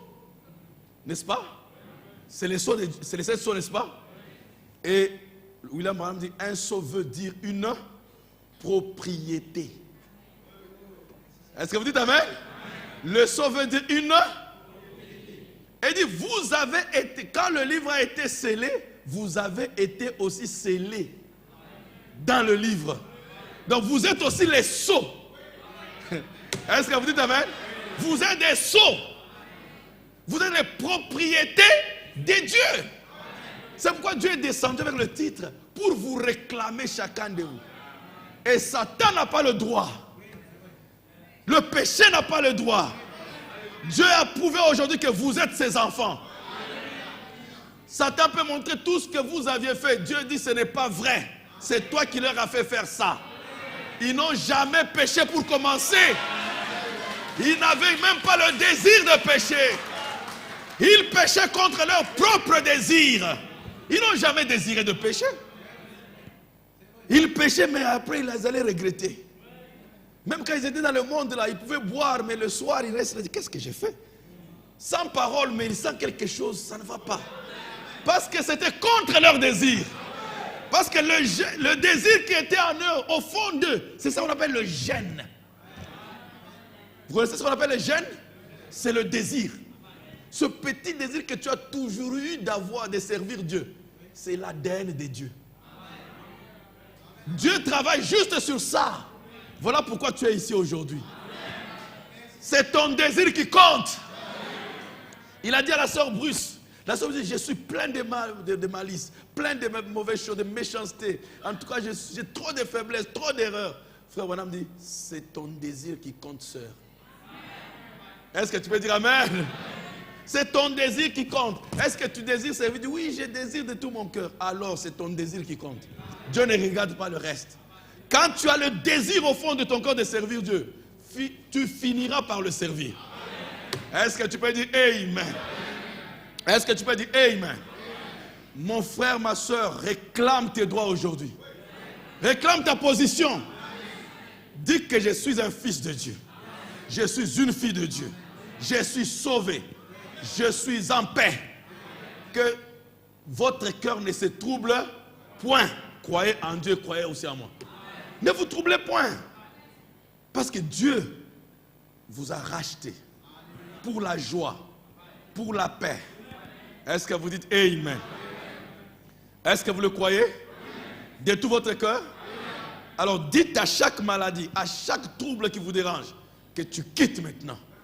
Tu es un squatter. Est-ce que vous dites Amen?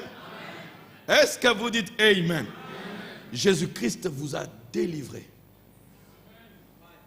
Oh, le titre de propriété. Il y a beaucoup de choses aussi à dire là-dessus. Mais on n'a pas le temps. On va continuer prochainement. Vous voyez? Le livre, là, Jésus est descendu avec. Vous êtes représenté là-dedans. Votre nom, c'est-à-dire votre nature, votre vraie nature, a été caché dans les seaux. Et quand les seaux ont été brisés, votre vraie nature a été révélée. Est-ce que vous comprenez ça? Votre vraie nature a été révélée. Si vous retournez dans l'Ancien Testament, il y avait toujours deux contrats. Un contrat scellé et un contrat ouvert. Maintenant, le problème, c'était le contrat ouvert. Quand on revenait et on ramenait le contrat ouvert, c'était toujours falsifié. On change les noms, on efface des noms, on déforme les noms. Alors ça devient des problèmes de dispute. Mais le contrat scellé, c'est pourquoi l'État a nommé seulement un seul conservateur des contrats. Les contrats sont gardés seulement à un seul endroit. Vous, ce qu'on vous remet là, même si c'est votre parcelle, c'est une copie. Parce que le vrai contrat original est gardé dans la maison des contrats. Il y a un safe là-bas. Safe, c'est quoi? Coffre-fort. Où c'est gardé? En Afrique du Sud, c'est même, il n'y a qu'une seule femme qui cache là, donc c'est bien gardé là. Et on a même sur le microchip. Parce qu'on sait ce qui se passe. On peut falsifier. Vous pouvez vous retrouver avec un seul parcelle avec 5 contrats. C'est pour qui? On ne sait pas. Maintenant, on doit répartir à l'original. On doit maintenant vérifier une recherche approfondie pour voir si le contrat que tu as est conforme au contrat original. Maintenant, c'est ce que Satan fait. Comme il y a eu 2 contrats, le contrat ouvert, qui est votre vie naturelle ici de la terre, mais il y a un contrat scellé que Satan ne connaissait pas, que Dieu gardait avec lui. Maintenant, il a falsifié le contrat ouvert. prostituées, menteurs, fumeurs de chanvre, de drogue, escrocs, voleurs. Maintenant, il réclame que vous lui appartenez. Il a falsifié le contrat. C'est pourquoi quand Dieu descend avec l'original qui était resté dans le coffre-fort. Amen. C'est pourquoi Jean a pleuré. Si quelqu'un n'est pas capable d'ouvrir l'original, alors nous allons rester sur les falsifiés. Vous comprenez? Alors c'est pourquoi Jean pleurait, il dit non, qui peut nous aider à ouvrir l'original? Comme ça on va comparer. Est-ce que je suis vraiment un menteur ou je suis un voleur? Alors quand il pleure, il dit non, reste tranquille. L'agneau a vaincu. Le lion de la tribu déjà a vaincu. Vous dites amen? Et quand il a vu l'agneau ouvrir le livre, oh là là, tout le monde s'est réjoui. C'est là où on a découvert, ah, donc ce qu'on avait, c'est la falsification. Moi, je n'ai jamais été un menteur, j'étais un fils de Dieu. Je n'ai jamais été une prostituée, j'étais une fille de Dieu. Je n'ai jamais été malade, j'ai toujours été en bonne santé. Quand vous dites Amen, la vie, ça a été tellement falsifiée par le diable que Dieu ne compte plus sur ça. Il a gardé votre vie originale. Qui veut dire Amen. Votre théophanie originale. Garde votre forme exacte. Vos informations exactes. Peu importe ce que Satan a fait ici, mais il ne touchera pas celui-là. Qui est le vrai vous. Et quand madame vous avez là-bas, il a dit, je vous ai tous vus là-bas. Vous étiez en bonne santé, dans la joie, jamais fatigué. Qui veut dire Amen. C'est l'original qui a été gardé. Oh, il y a beaucoup de choses à dire sur le titre. Mais je crois que vous avez saisi, n'est-ce pas? Et nous avons, maintenant je vais arrêter par là, et nous allons continuer dimanche, Dieu voulant. Nous avons Apocalypse 10, de 1 à 7.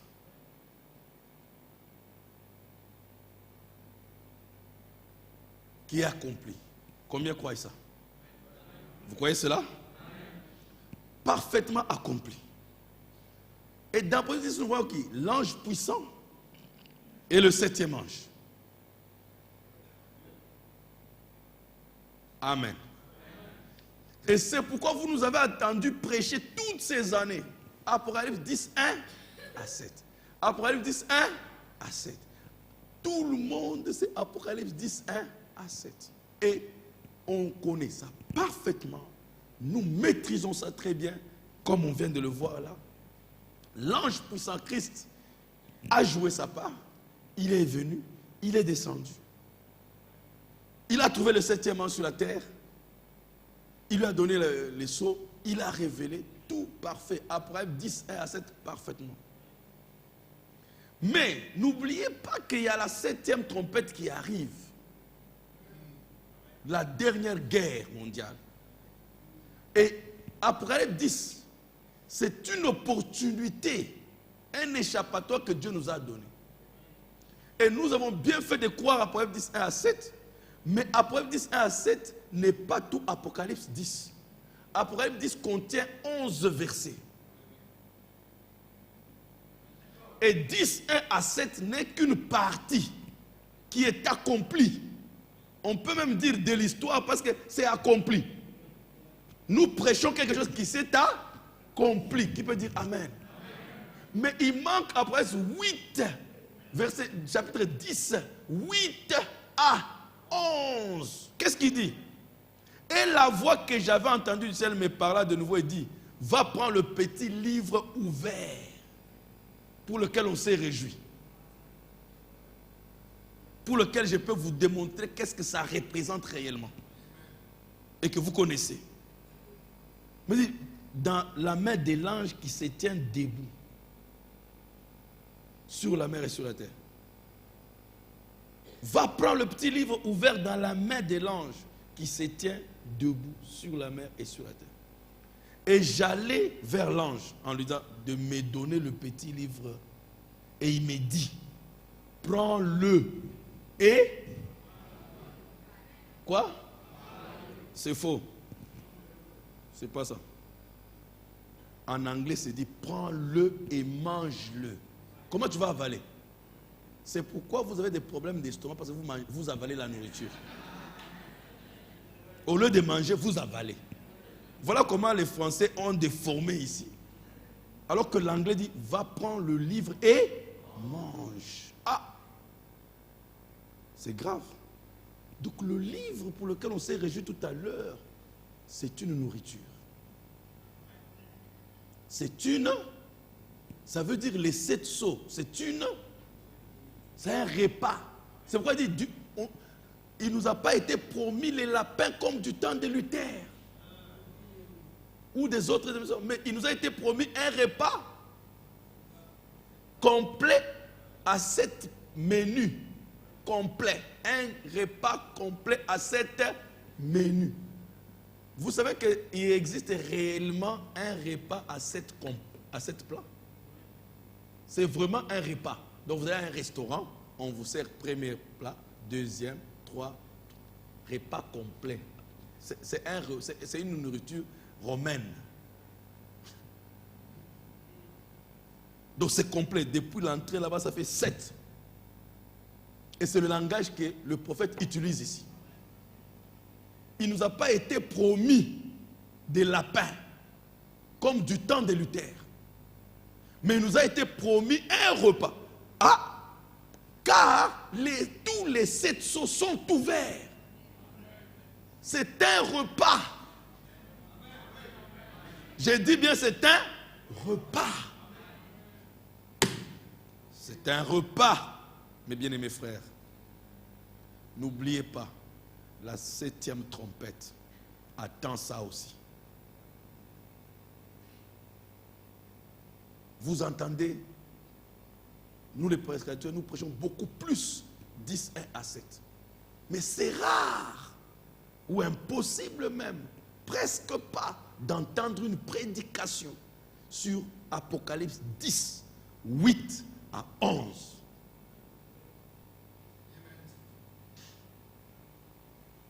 Qui est notre partie. Parce que l'autre partie a été accomplie par Jésus-Christ et frère Branham. Mais il y a une partie des gens, qui est l'épouse, qui doit manger le livre. Et depuis le départ du prophète, nous avons tout fait sauf manger le livre. Nous nous sommes jetés le livre. Nous avons utilisé les livres pour nous insulter, pour nous dénigrer, pour nous combattre. Mais personne n'a pris du temps à manger. Je vais vous le prouver, on n'a pas mangé le livre. Mais on a utilisé le livre pour se disputer, pour se bagarrer. On a cherché à faire manger aux gens les livres.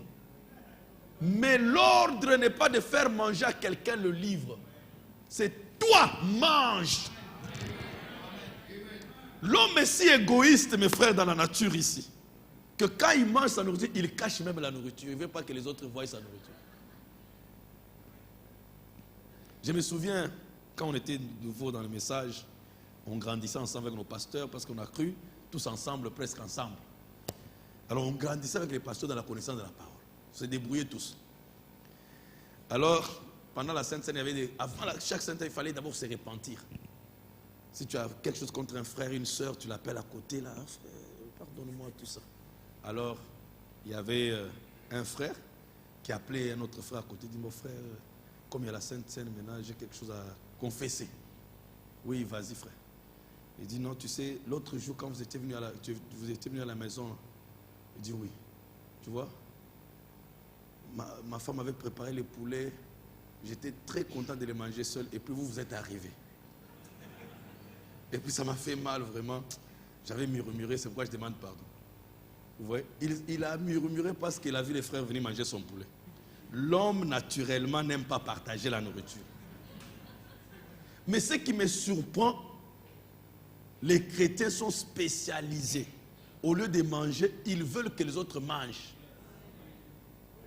Et ils ne s'occupent pas de manger. Ils veulent que toi tu manges. C'est pour qu'il lit le message pour toi. Oh, l'autre, il ne vit pas la parole, il ne prêche pas la parole. Mais toi, tu fais quoi? Et quand... Vous êtes avec moi? Vous avez l'ANC, vous connaissez l'ANC? Ça, vous connaissez, hein? Le parti politique de chez nous, là-bas, en Afrique du Sud. C'est eux qui ont combattu l'apartheid pendant des années. Ils parlaient, ils se battaient. Mais dès qu'ils ont pris le pouvoir, ils ne parlent plus. Maintenant, un journaliste a demandé à un parlementaire, il dit, oh, quand vous étiez du temps d'apartheid, vous parliez beaucoup. Mais depuis que vous êtes là, vous ne parlez plus. Il dit non, parce que nous les Noirs, quand nous mangeons, on ne parle pas. On parlait là parce qu'on ne mangeait pas. Maintenant qu'on mange, on ne parle plus.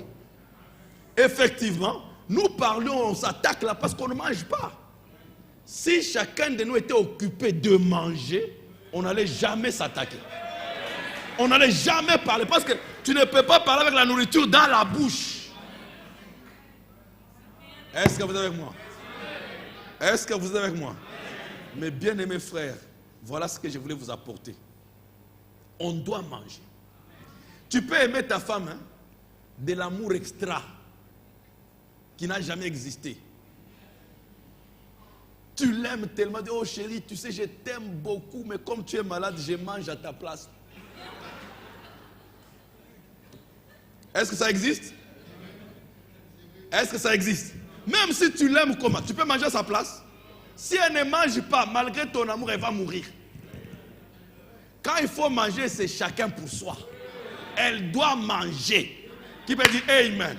Ne mangez pour personne. Chacun de nous doit manger. Voulez-vous manger le livre? Voulez-vous manger le livre? Alors c'est ce qu'on va faire prochainement. Que Dieu vous bénisse.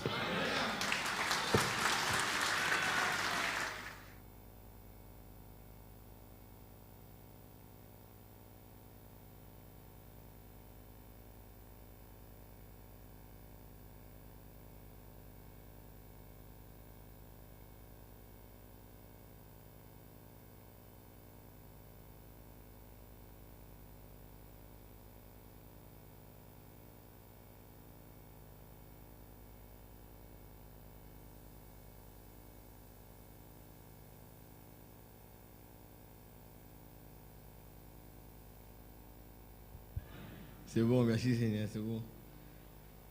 Nous avons été bénis, n'est-ce pas? Toujours la prédication va être une forme. C'est bon. Regardez-moi ça, Marc. On va partir, Marc 5, verset 41. C'est vrai, on a besoin de manger. Parce que les gens qui ne mangent pas, lisez le message, le 4 février 62, la communion. Comment on parle de manger, de boire. Comment il a vu des gens qui ne mangeaient pas en Afrique, dont l'estomac, le ventre sortaient. C'était horrible de voir ces gens dessécher des bébés. C'est-à-dire la scène horrible des gens qui ne mangent pas. Vous allez voir aussi que la guerre qui a existé entre les Américains, entre les vrais Américains, Geronimo, et les Blancs, ils sont venus prendre les Blancs, les Blancs qui n'étaient pas des Américains, ils ont pu tuer ces Apaches seulement en tuant leurs bisons. Ils ont privé les Apaches de leur nourriture. Ils ont tué 40 bisons. 40 bisons pouvaient nourrir ces Apaches, une tribu pendant 2 ans. Et la tactique, c'était de leur priver de la nourriture pour éliminer le peuple. Et lisez la Bible, vous allez voir partout, quand ils font des sièges, c'est pour les attaquer, pour qu'ils ne mangent pas. Voilà pourquoi une femme avait mangé son propre fils. Il n'y avait pas de nourriture. Et regarde ce passage. C'était Jésus-Christ qui allait ressusciter la fille de Jairus.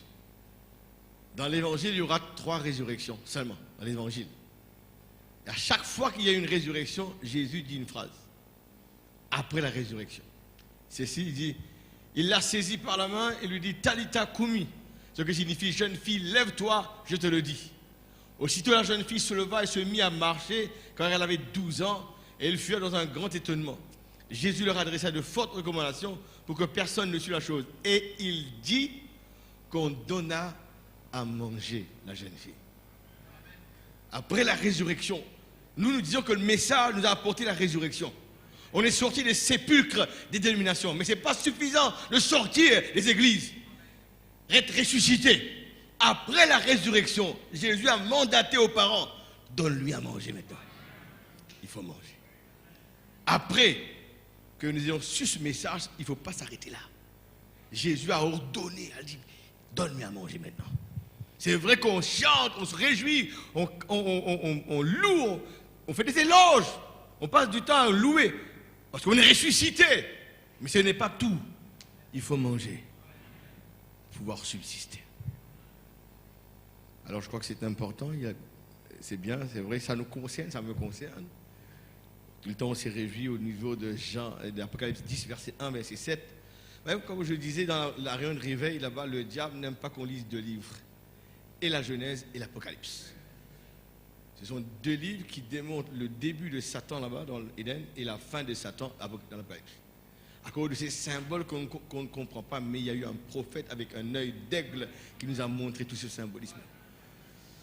Bonjour, je suis béni. Vous êtes heureux ce soir? Mettez-vous, nous allons prendre ce petit chant que nous connaissons bien avant de partir. Viens au repas. Le maître t'appelle. Et regardez, lisez votre Bible. Jésus-Christ, après la résurrection, je n'ai pas le temps, le frère prêchera dimanche, n'oubliez pas que moi, demain, je pars, prie pour moi, je pars pour l'Allemagne. Que Jésus-Christ, après sa résurrection, il passe près des côtes de la rivière, il voit Pierre en train de pêcher, il dit, enfant, enfant, Jésus-Christ appelle, il dit, enfant, parce qu'il est le Père, hein? C'est le Père qui appelle ses enfants. Enfant, on n'avait rien pris. Et il dit, non, on a pêché toute la nuit, il dit, jetez votre filet à droite. Comme il jette, ce sont les poissons, 153 gros poissons. Pierre, Jean s'écrie, c'est le Seigneur. Et Pierre se jette dans l'eau, vous connaissez l'histoire. Mais quand il vient à la plage, après avoir reconnu qui est Jésus, quand il vient sur la plage, Jésus cuisinait. Il y avait un poisson là, rôti au feu. Et Jésus dit, come and dine. Venez manger. Venez au repas. Après avoir reconnu ces choses-là, c'était come and dine. Venez. On prend cela en 2. Viens au repas, le maître t'appelle, viens au repas.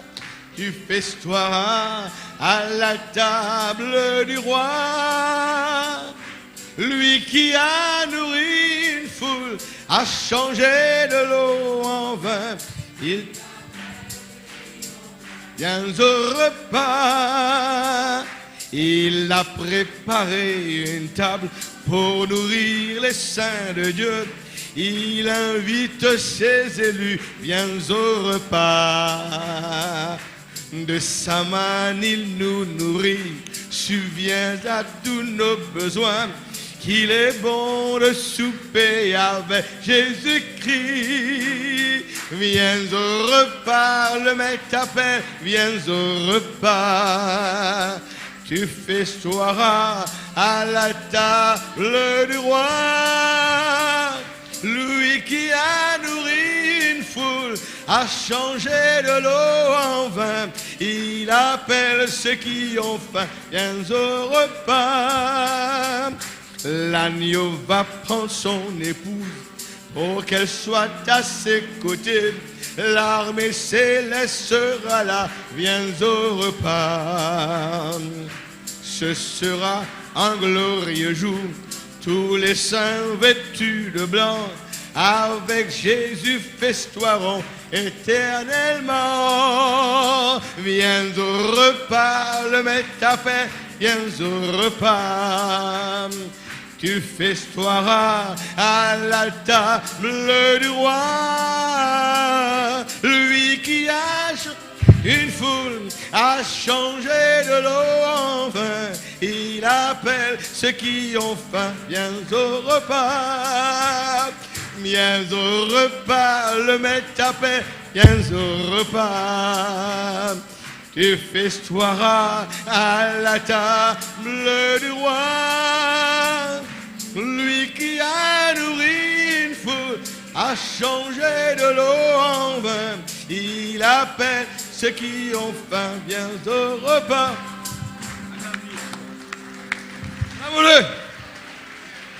Ah, c'est vrai que Dieu nous invite au plus grand des repas, frères et sœurs. Un festin, je crois que c'est un privilège. Vous savez, parce que le monde meurt aujourd'hui. meurt. Et vous allez voir dans, je crois, Genèse, Matthieu 24, il parle de cet homme, il dit, heureux cet homme dont le maître à son arrivée trouvera faisant ainsi, c'est-à-dire qu'il distribuera la nourriture au temps convenable. Je crois que Dieu nous a fait la grâce, comme le frère vient de dire, c'est pas nourrir les autres, c'est d'abord nous manger cette nourriture. Le commandement de l'ange, n'est-ce pas, à Jean, c'était de prendre cette nourriture et de la manger. Prends un petit chant, suis précieux à tes yeux. Voilà pourquoi il est descendu. Comme il a dit, c'est quand quelqu'un nous visite, c'est parce que vraiment nous sommes importants. Voilà pourquoi il est descendu.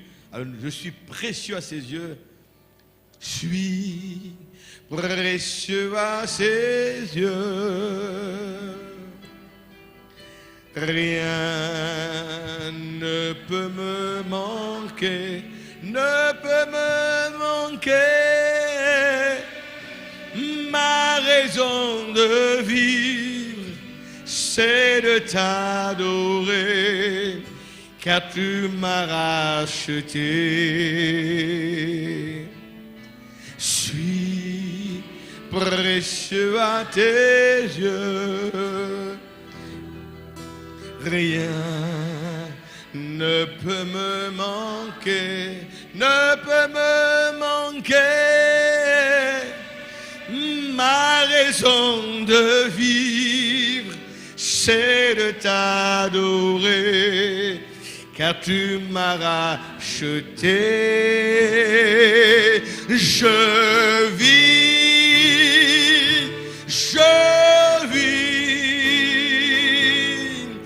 dans le plan parfait de Dieu, et c'est lui qui me conduit. Il a dit, il est écrit, il est le chemin, la vérité, la vérité. Est-ce que vous le croyez? Ah, comme il est bon, comme il est merveilleux. C'est bon, après une prédication, nous allons partir d'arroser cela avec ces louanges, avec cette reconnaissance. Nous avons ce soir appris beaucoup de choses. Comment Dieu, il a interrompu cette grande destruction finale à cause de nous. Pour nous donner l'occasion de venir. Nous étions dans ce plan-là, nous étions des élus, nous étions de sa nature. Il ne pouvait pas nous laisser sur terre. Il fallait qu'il vienne à notre rescousse. Il fallait qu'il descende comme il a fait là-bas avec les enfants hébreux dans la fournaise. Il est descendu lui-même. Ce n'est pas Absinthe, ce n'est pas, n'est-ce pas, Gabriel, ce n'était pas l'affaire des anges, c'était Dieu lui-même. Et Nebuchadnezzar, il a vu, il dit, je vois quelqu'un qui est semblable comme le Fils de Dieu qui est là-bas. C'était Dieu lui-même descendu. Quand sur la mer, il était ballotté par les vents contraires, par la tempête. Ce n'est pas un ange qui l'a envoyé, c'est Jésus lui-même qui a marché sur les eaux, qui est venu à leur rescousse. C'est Dieu lui-même. Quand Lazare était mort 4 jours, là, il commençait à pourrir déjà. Ce n'est pas un autre qui l'a envoyé, c'est Jésus lui-même qui est venu ce jour-là prononcer cette parole. Et c'est lui-même qui voulait descendre, qui voulait venir vers nous. Parce que nous appartenions à lui. Il nous a rachetés à un grand prix. Et nous lui appartenons. Vous le croyez, l'Église? Prends un petit chant ensemble. Je contemple son... il est merveilleux, il est merveilleux. C'est vrai, on ne va pas assez louer les frères. On ne pourra jamais dire on a trop loué. Jamais, jamais, jamais, jamais. Il est merveilleux. En mi, quoi? Tu es merveilleux. Je désire voir ta face quand ton regard se pose sur moi, sa grâce abonde en moi. Une fois, tu es merveilleux,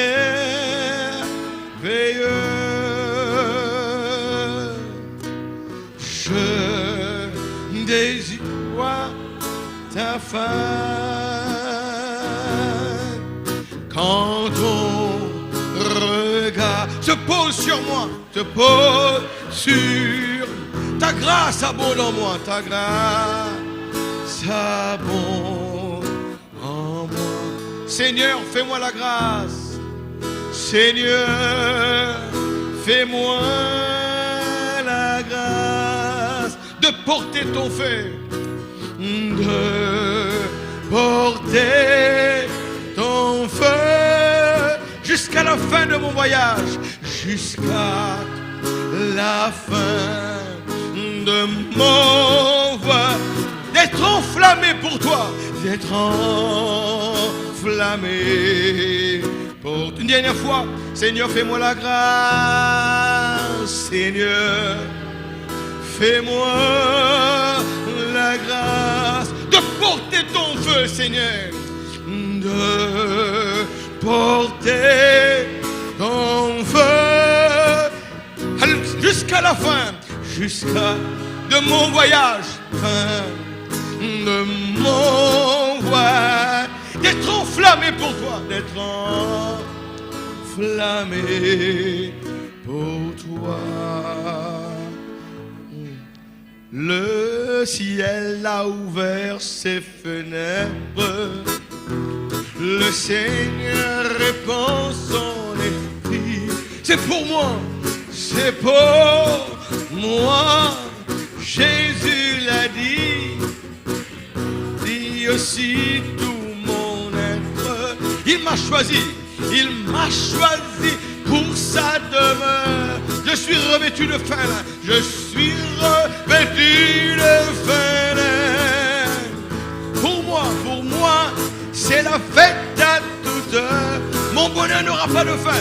Mon bonheur n'aura pas de fin. Le ciel a ouvert ses fenêtres. Le Seigneur répand son esprit. Oui, c'est pour moi, c'est pour moi. Jésus, il remplit aussi tout mon être. Il a fait de moi, et pour sa demeure, je suis revêtu de fête. Pour moi, c'est la fête à toute heure. Mon bonheur n'aura pas de fin. Nous allons prier. Mais avant, n'oublie pas de prier pour moi. Demain, je prends l'avion. Priez, j'aurai 9 réunions à Krefeld, à Bischofsberg et aussi à Thonon, frontière de Suisse. J'ai besoin de vos prières. Et aussi, nous ne savons pas, moi j'ai dit comme ça, il y a un frère qui supposait rentrer demain de New York. C'est un frère origine de l'Inde, mais établi à New York. Il prêche, c'est un pasteur à New York. Et maintenant, il est à Durban, il a téléphoné. Et le frère Darman a pris son téléphone d'abord. Le frère Jack Briggs m'a dit de le recevoir. Eh bien, j'ai dit, ok, s'il vient, si jamais il arrive et que nous l'aurons dimanche, nous pas connaît, mais je ne crois pas, j'ai préféré de renvoyer sa prédication pour mercredi, alors mercredi prochain, puisque le frère Loubantan, je ne sais pas quand il part, s'il part mercredi le matin ou dans la journée, le frère new-yorkais prêchera ici mercredi prochain. Ouais.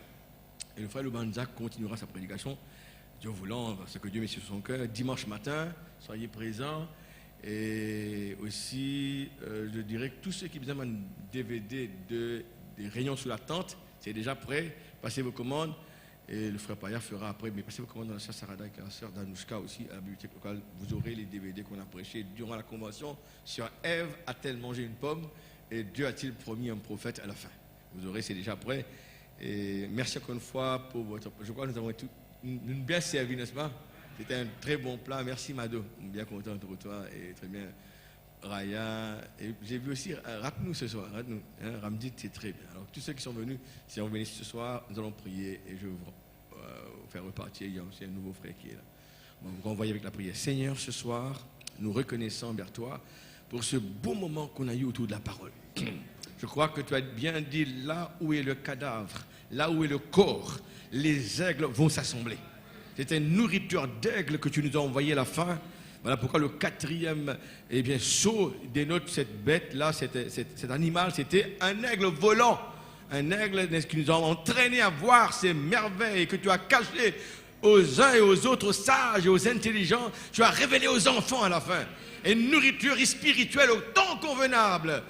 comme Seigneur Élie, se retrouver là-haut sur la montagne avec une nourriture cachée. Et là où Dieu avait dit, je vais te nourrir là.